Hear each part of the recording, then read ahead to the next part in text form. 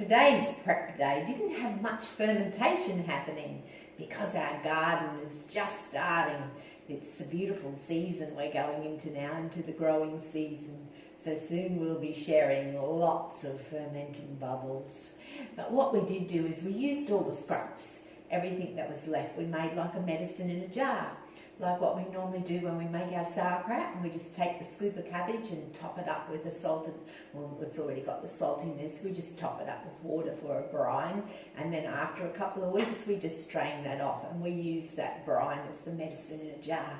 We use it as a salt replacement, we use it every day, we use it to soak things, we use it for so much, like as a starter.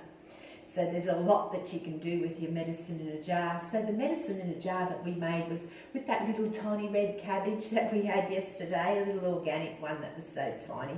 So he went into there, and all the scraps, so the beetroot that we've put into the chocolate, we used all the little end bits, so they're all in there, they're all coming in lovely colour. And at the very bottom there, you can see all those little skins. So all those little skins are the organic banana skins. You know, banana skins are so full of potassium. You know how the banana is full of potassium?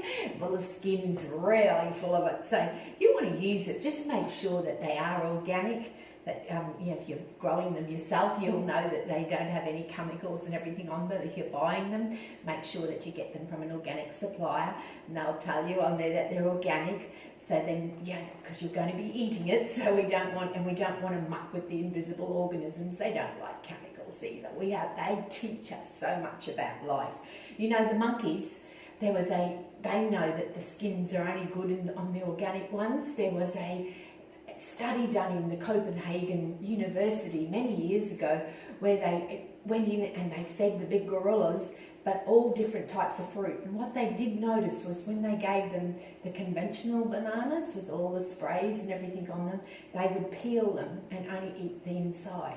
But when they gave them to them in organic, they ate them just straight. They ate them skin and all. Isn't that amazing? So that's my little banana story. Let's get into what did we prepare. I think we should start from the back.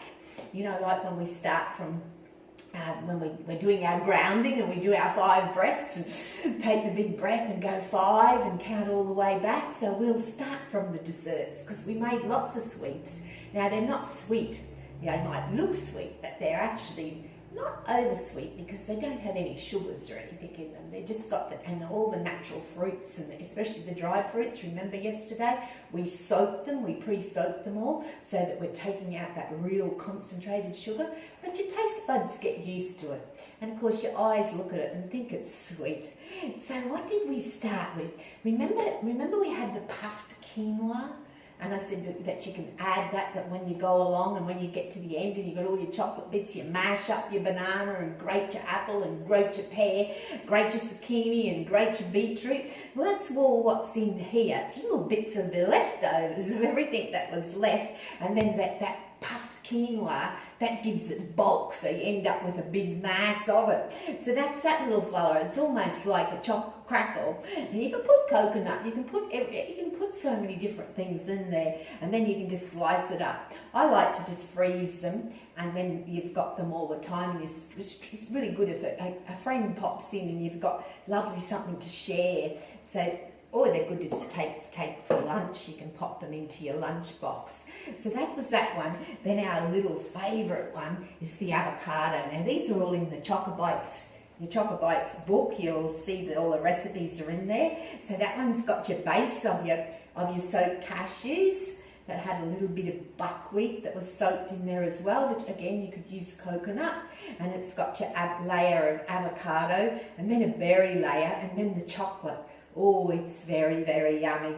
Then we made all the sauerkraut chocolates. You've got those, even if you've had the $10, the 10 for 10 ferment, you'll find that you've got your chocolate sauerkraut recipes there. And sauerkraut goes into all the sweets. Why is that? Well, when you're making raw treats, you'll find if you follow anybody that does a lot of raw treats, they add salt to enhance the flavour. We don't add salt, we add sauerkraut.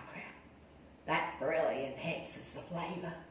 When you're going to freeze it, it's going to take away some of the good probiotic value, but we're going to get plenty of that into our food, and it's there to enhance that flavour.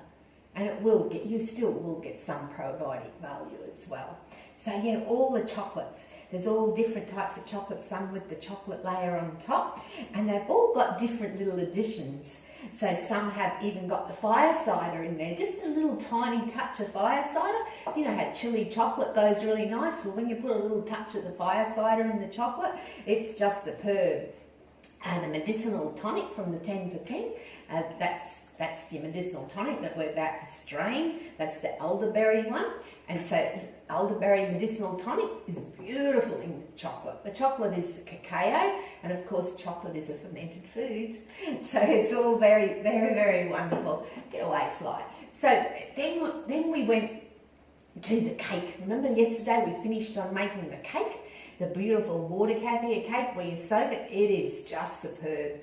Never tastes the same twice because it depends on what fruits you put in, how much of the green banana flour you put in, but it's beautiful and moist. It's just even people that aren't fruitcake lovers, I find, always love this. And the ginger in there, it's just got that beautiful, just leaves that beautiful taste in your mouth. So that's the cake. And we didn't put many fruits in this time. We just put the apricot, which is there, and that's beautiful. It's plumped all up. Apricot, dates and sultanas is all we used. I normally use an organic dried mix, but I only just used what I had left in my pantry. So that's what I had, and the quinoa. Oh, the smell of it, it's beautiful, and the taste. I wish I could share it with you because it really is. It's beautiful and so easy to make. So we made the milk kefir bread, and that was made with all the leftover seeds. So it's a seed bread, and it's got the black sesame seeds on top. We did grate a little bit of fresh carrot and a bit of fresh zucchini in there. So all these will be nice for the week. You can put them all together as a meal. So the chickpeas, we made a chickpea salad. So the chickpeas, they've been soaked and they were almost sprouting. They had little tiny tails on them. And into there we've just put diced cucumber, diced tomato, diced shallot. That's all, and mix that with it. And now the dressing. The dressing is rather superb. So the dressing, it's a milk kefir.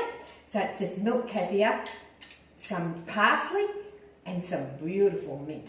And it gives it, oh, it's lovely. Then the secret ingredient that goes into all our dressings and our dips is our fermented garlic.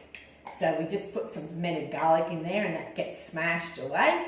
So the fermented garlic and some fermented ginger and fermented turmeric. Just a little tiny slither.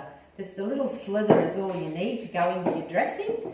So that's got your fermented ginger and your fermented turmeric. Now that's been fermented in a lime juice, and you've got that recipe. If you've got the 10 for 10, that's your fermented turmeric and ginger. So that's how you're using it, putting it into that dressing. And that dressing, I do a little separate dressing because you can use that. You can use that for many things as well, even just like with your roast veggies. It's lovely. You can just put it over the top. So many things you can do. I leave some of my quinoa plain and some of the wild rice plain. Now the wild rice has been fermented. It's just fermented in the water, and I do strain it. There is some people don't like to strain it. They like to just leave the water, but it does get very murky. So I do it over 3 to 5 days, depending on the temperature.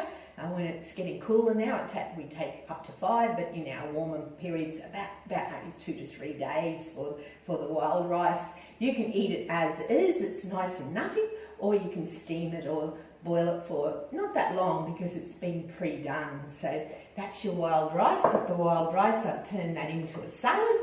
So that's for my salad for the week, and it has fresh ingredients, because this is the idea of when you serve your fermented foods.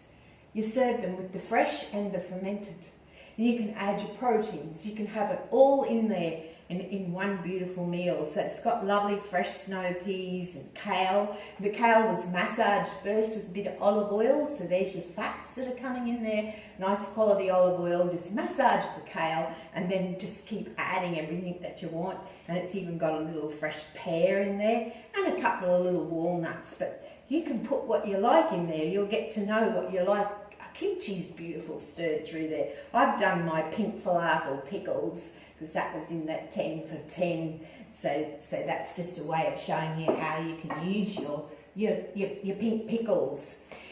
We have quinoa salad. Look at this beautiful one. This one is lovely. And this one is got sauerkraut folded through there, some fresh ingredients, as well as the fermented turmeric daikon. Isn't it beautiful? And it gives it a beautiful flavour. And so that's the quinoa. Oh, sorry, I'm making a very big noise there. So what was the other salad we made? I think that's it in the salads. Yes, we've done all the salads. Oh, now we go to our koftas. And these are the cauliflower koftas. If you were with me back in February for No One Eats Alone dinner, we made the cauliflower koftas and we put kimchi brine in there. So they were, but today we've put something different in there. Oh, I've already had them for lunch and I can tell you they're very, very tasty. Very tasty. So what ferment that we added to these was we used our bitter melon pickle. So this was a bitter melon and okra that came out of our garden. It's got chili, but what it's got in there, it's got little lemon pieces. And those little lemon pieces are absolutely beautiful when you put them into like mashed potato. So if you get some little slithers of the lemon out, you can see the little lemon there, and you just fold those through your mashed potato. It just takes that simple mashed potato from simple to sensational. Just a little slither of the fermented lemon, and the lemons is not just the rind, it's your whole little slices of lemon. And I've put those in here because that's got your shredded cauliflower, your mashed potato, and then just all that added through there. And it gives it a little bit of the chili, and it gives it a beautiful spice. Yes, I'm cooking it, but it has its place to be cooked because it's to enhance the flavour, and it really does. You don't need to add spices, you don't need to add salt, you don't need to add anything. It's just very simple, and you've got plenty of it, and you're going to be eating it with the fresh and the fermented on the side. So that's how it has its place. So that's my little koftas, and they're very tasty, and they'll store for a couple of days in the fridge and you can reheat them. And that's the idea of this. It makes your week run so smooth. And I made some sauce to go. You can't have koftas without having tomato sauce, and the tomato sauce, of course, is just your fresh tomatoes and onion cooked in a little bit of olive oil, and then some fresh coconut milk added through. Then when I serve it, I always add my little fermented add-ins like my turmeric, my ginger and my garlic that I just quickly smash, and I have some smashed as well in the fridge always, and I can add that to it. I didn't show you my sauerkraut bliss balls, and they've got some beetroot kvass in there too, so they're nice and pretty, and they're always nice if you roll them in coconut. I just didn't have any coconut, and in the coconut I always like to soak my coconut in the beetroot kvass, so you get pretty little pink coconut on the outside, and it always looks nice and it's tasty for you as well. So that's my planning day. So you can see that we've got lots of food that will take us through, and we'll just slice everything up now and freeze what we don't want and put some into the fridge, and we're right to go. So big love and bacteria.